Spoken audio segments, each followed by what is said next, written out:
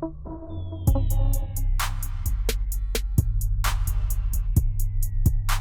everyone, and welcome to the Weekly Tech Minute. First up, according to Maya Ellinger of Hypopotamus, a new Atlanta-based e-commerce platform called Plum is changing the way consumers buy hardwood or carpet.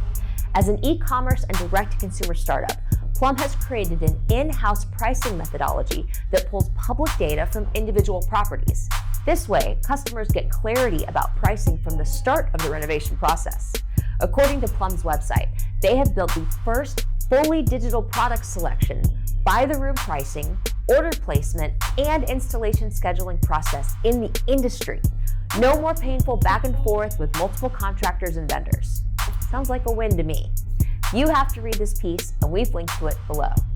Next, according to the Wall Street Journal, Samsung Electronics plans to build a roughly $17 billion chip-making plant in Taylor, Texas, which is near Austin, Texas, as the Biden administration pushes for an expansion of U.S. semiconductor production. Samsung, the world's largest semiconductor maker by revenue, plans to invest more than $205 billion over the next 3 years, with chip making a priority. We've linked to this detailed Wall Street Journal piece below. Be sure to dig in. Finally, according to Aaron Schilling of Atlanta Inno, Atlanta early-stage venture firm Venture 53 is raising its third fund for logistics tech, targeting $30 million, to make the logistics industry more efficient.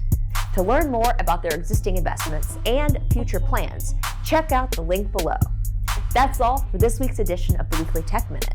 Thank you so much for watching, and we'll see you next week.